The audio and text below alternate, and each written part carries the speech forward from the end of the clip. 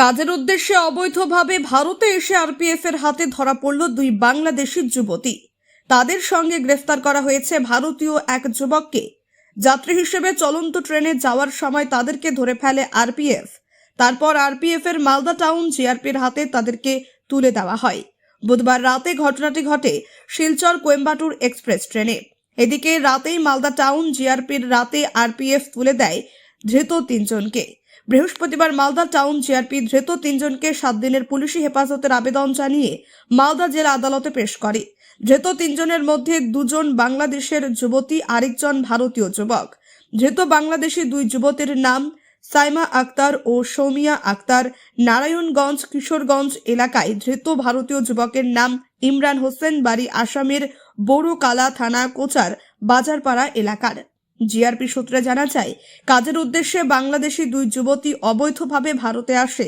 তারা সিলেট দিয়ে পারাপার হয় গুয়াহাটিতে এসে এই ভারতীয় যুবকের সঙ্গে দেখা করে। তাদের সাথে আগে থেকেই তাদের পরিচয় ছিল। তখন তারা গুয়াহাটি থেকে ব্যাঙ্গালোর যাওয়ার জন্য জেনারেল কামরায় উঠেছিল।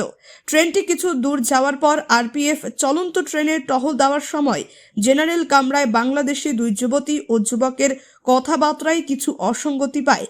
তাদের সন্দেহ হয়, তারপরেই আরপিএফ ধরে ফেলে। মালদা টাউন জিআরপির হাতে তাদের তুলে দেওয়া হয়।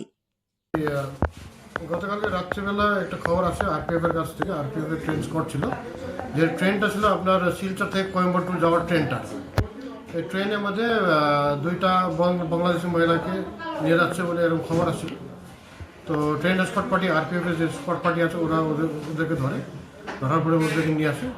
ওদেরকে নিয়ে আসার পরে ওদের সঙ্গে আরেকটা লোক ছিল যার বাড়ি হচ্ছে আসামের। ওরা তিনজন মিলে ব্যাঙ্গালোর যাচ্ছিল কাজের জন্য।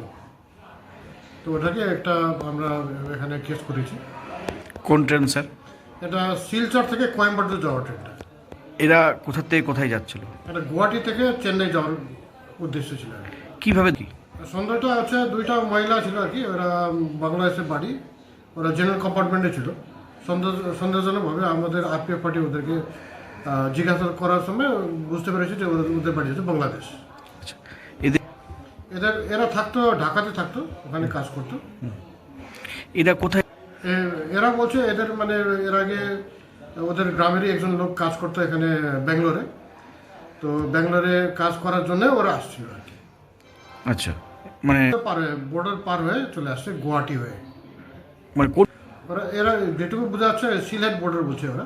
আচ্ছা, তো ওরা মানে ওই ব্যাপারটা আমরা ইনভেস্টিগেশন করছি, কিন্তু ওরা বলছে যে ওরা এমনি পার হয়ে চলে আসছে আর কি। আচ্ছা, দুজন। আর এই ছেলেটি বাড়ি কোথায়? ছেলেটার বাড়ি হচ্ছে আসামে।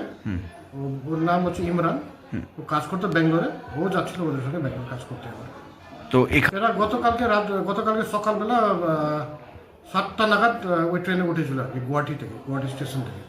এই ছেলেটা যেহেতু এই ছেলেটা আগে ব্যাঙ্গালোরে কাজ করতো, আর এই মেয়েদেরও গ্রামের লোক ব্যাঙ্গালোরে কাজ করতো, ওই সূত্রে ওরা পরিচয় হয়েছিল আর কি। আর এই পরশু দিন রাত্রিবেলা ঢুকেছিল কোথায়? গুয়াহাটিতে। আচ্ছা, ওই সিলেট বর্ডারে। তারপর ওই গতকালকে সকালবেলা 7টার সময় ট্রেনে চেল বোর্ডে আর কি।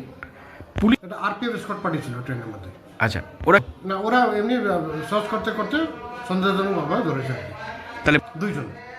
আচ্ছা, আর ওদের বাড়ি না ওই ঢাকা প্রপার। আচ্ছা, তাহলে সেটা ইন্ডিয়ান। আচ্ছা, এখন কি ওটা আমরা এটাকে আমরা আজকে কোর্টে ফরওয়ার্ড করবো, আর রিমান্ড পিরিয়ড দিব আমরা 7 দিনের রিমান্ড পিরিয়ড। তখন আমরা আরও ইনভেস্টিগেশন কি আছে না আছে। কিছু ওদের কাছ থেকে মোবাইল পাওয়া গেছে আর টিকিট পাওয়া গেছে। কোথা থেকে? ওটা রানিং ট্রেনেই ধরা পড়েছে। ওরা মালদা টাউনে নামাইছে আর কি।